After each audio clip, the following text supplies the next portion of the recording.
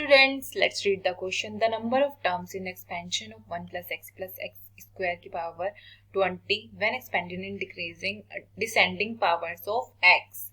So, यहाँ पे हमें क्या दिया हुआ है, तो हम एक बायनोमियल एक्सपेंशन जो है हमारा वो कंसीडर करते हैं. सो कंसीडर 1 प्लस x की पावर, कंसीडर बायनोमियल एक्सपेंशन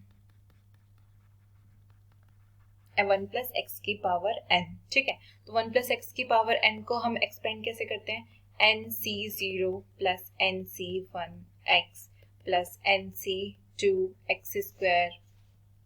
ठीक है, अब यहाँ पे करते हैं हम कहाँ तक, ncn x की पावर n तक. ठीक है, तो इसमें टोटल टर्म कितनी हो गई, देखो ये हमारी क्या हो गई, ये हमारी फर्स्ट टर्म हो गई, ये हमारी सेकंड टर्म हो गई. मतलब x की जितनी पावर है ना, यहाँ पे x की पावर 1 है तो ये सेकंड टर्म है. तो यहाँ पे टोटल पावर कितनी है x की, n पावर है. तो यहाँ पे टोटल टर्म्स कितनी हो गई, टोटल टर्म्स कितनी हो गई, n प्लस 1 टर्म्स हो गई.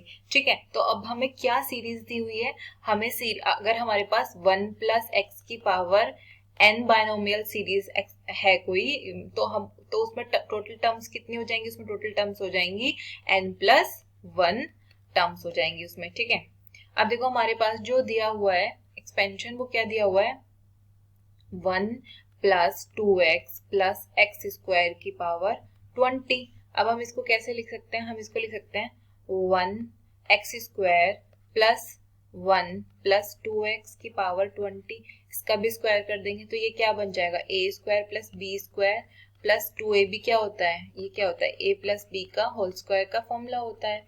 ठीक है, तो यहाँ पे ये x प्लस 1 के होल स्क्वायर का फॉर्मूला बन जाएगा.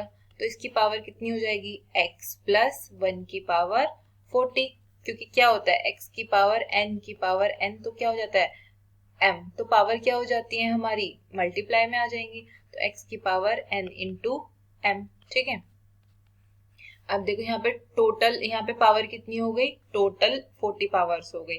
तो उन्होंने पूछा है कि इसमें टोटल टर्म कितनी होंगी, तो टोटल टर्म कितनी होंगी इसमें, टोटल यहाँ पे n की वैल्यू क्या है 40.